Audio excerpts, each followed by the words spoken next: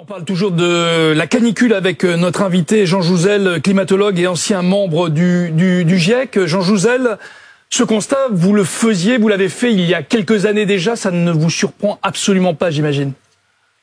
Non, c'est vrai. Bonsoir. Bon, évidemment, la canicule actuelle a été bien expliquée, bien brossée par Patrick Malière et puis ses conséquences par Antoine Truche sur la pollution. Mais c'est vrai que vous m'invitez à prendre un peu de recul et à dire d'une certaine façon que ce que nous vivons aujourd'hui, c'est ce que notre communauté envisage depuis une quarantaine d'années, la communauté du GIEC. Disons, ce n'est pas vraiment une surprise que ces canicules tardives commencent à prendre place, en particulier en France depuis le début de ce siècle. En fait, on en a eu aussi l'an dernier. Et c'est vrai que le message que je souhaite donner très rapidement, eh bien, c'est le fait que notre communauté ayant correctement envisager ce qui se passe aujourd'hui, eh bien, ça nous invite à, disons, écouter ce que cette même communauté envisage à l'horizon des 30 prochaines années. C'est-à-dire que ces canicules, eh bien, vont se poursuivre, vont s'intensifier, vont devenir plus précoces, plus tardives. Et je crois que c'est important de dire et de redire. Évidemment, aujourd'hui, c'est très important. Vous avez évoqué les travailleurs. C'est très important que toutes les mesures soient prises, toutes les mesures de santé.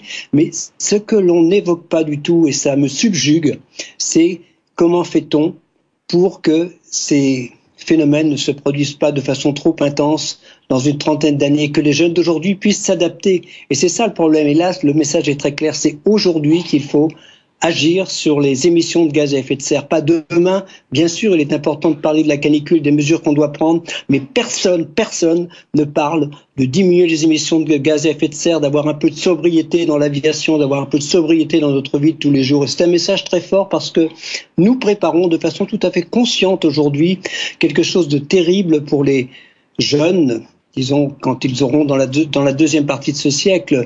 Donc, si nous allons vers 3-4 degrés en France, eh bien, ces canicules se multiplieront et deviendront, je dirais, à certains points invivables. On a vu quand même cette notion de canicule invivable il y a quelques semaines en Iran. Toutes les activités ont été arrêtées pendant 2 jours. Et donc, on voit bien, c'est un message que je souhaite donner vraiment. Regardons un peu plus loin que simplement passons cette canicule et attendons la prochaine. Préparons-nous pour la prochaine. Non.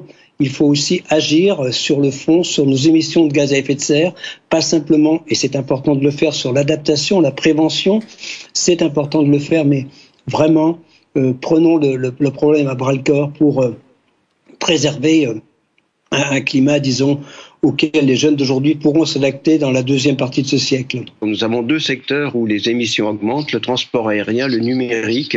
Et oui, nous devons nous poser des questions. Nous devons poser des questions aussi sur la mobilité, bien sûr sur tout ce qui concerne le bâtiment, l'urbanisme, sur notre façon de se nourrir, de se loger, de se déplacer.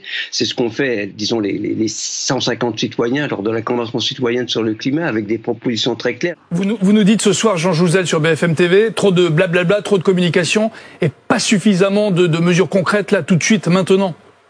Oui, non, cette communication, il faut la faire. Je le redis, la prévention, c'est très important d'informer nos concitoyens. C'est très important de le faire, non pas du tout. Mais je crois qu'à un moment, dire aussi que, eh bien, il faudrait peut-être regarder à diminuer nos émissions de gaz à effet de serre.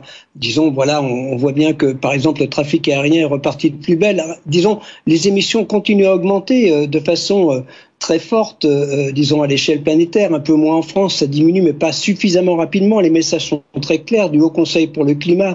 Donc, je dirais que nous allons de façon presque consciente, disons, collectivement dans le mur. C'est ça que j'essaye de dire. Et c'est aujourd'hui le problème, c'est aujourd'hui qu'il faut s'adapter. C'est aujourd'hui qu'il faut faire face à ces canicules. On voit bien les difficultés de chacun tous les jours. Mais c'est aussi aujourd'hui qu'il faut préparer un monde auquel les jeunes d'aujourd'hui pourront s'adapter dans la deuxième partie de ce siècle. C'est aujourd'hui qu'il faut diminuer nos émissions. Nous avons une ambition en France de moins 55% de diminution de nos émissions à horizon 2030, de neutralité carbone d'ici 2050, mais nous n'en prenons pas le chemin, c'est très clair.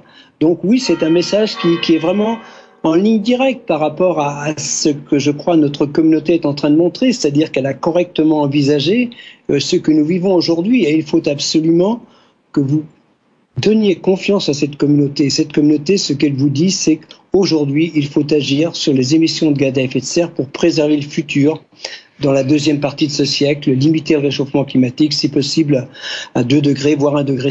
Donc c'est cela qu'il faut faire pour éviter à nos concitoyens des problèmes encore plus terribles dans la deuxième partie de ce siècle.